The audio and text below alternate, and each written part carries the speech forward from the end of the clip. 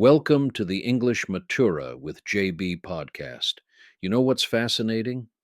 While we spend billions on physical health and safety equipment, studies show that 70% of people have no structured way to handle emotional emergencies.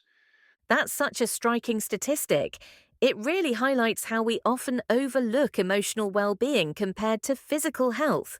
Well, I've been diving deep into this concept of a spiritual first aid kit, and what's really interesting is how it combines ancient wisdom with modern psychology. Just like a physical first aid kit has specific tools for different injuries, this emotional toolkit has distinct components for various challenges. Hmm, so what exactly would someone put in this kind of emotional emergency kit? So there are three main categories, and the first one is what we call the bandages. These are powerful quotes that can immediately stop emotional bleeding, so to speak.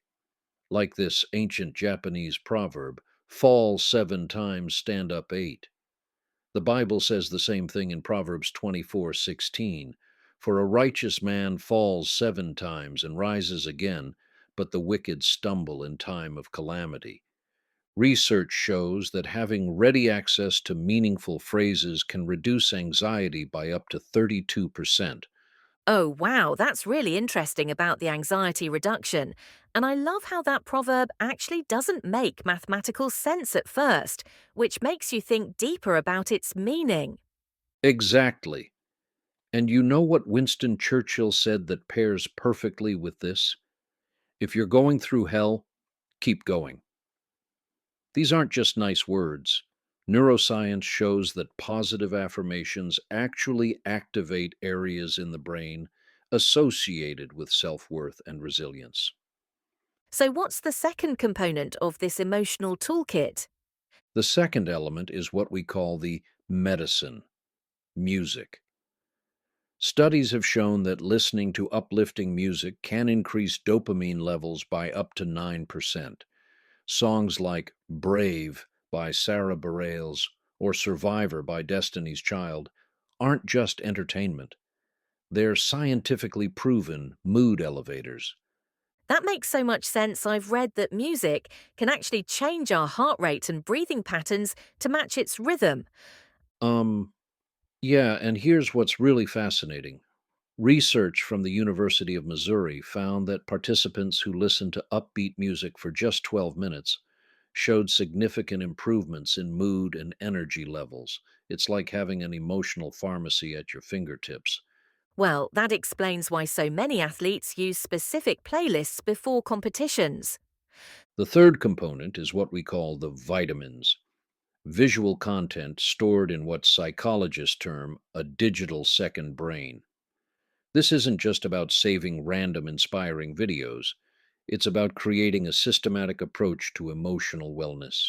You know, that reminds me of how memory athletes use visual associations to enhance recall.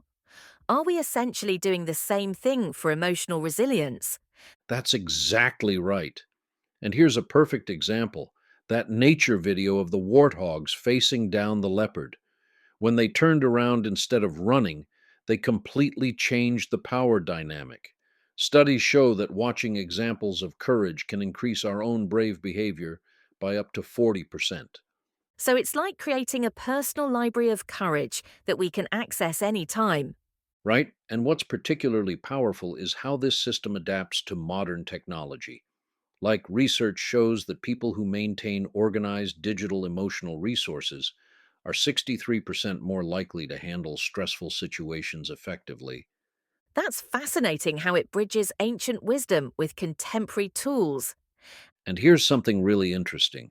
Psychological studies indicate that having a prepared emotional toolkit can reduce recovery time from setbacks by up to 47%. It's not about avoiding challenges, it's about having ready responses when they occur. So, how often should people update their emotional toolkit? Well, research suggests monthly reviews are optimal. Just like you'd check the expiration dates on medical supplies, you want to ensure your emotional tools still resonate. Studies show that regular maintenance of emotional resources increases their effectiveness by about 28%. That makes perfect sense. Our emotional needs evolve just like our physical ones. You know what's really powerful? The data shows that people who proactively maintain their emotional wellness tools are 76% more likely to handle unexpected challenges successfully. It's like emotional insurance. That's such a compelling way to think about it, like preventive medicine for our mental health.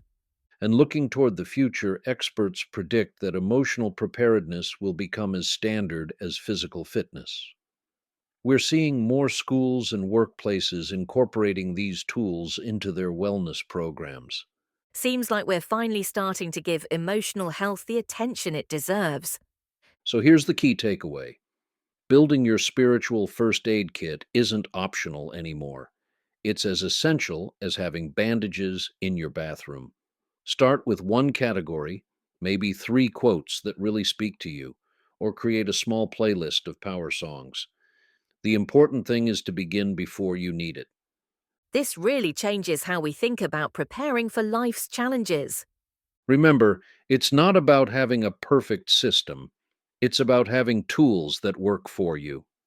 Because in today's world, emotional resilience isn't just helpful, it's necessary for survival and success. Thank you for tuning in to our podcast. We hope you found it both enjoyable and informative. Until next time, take care and goodbye.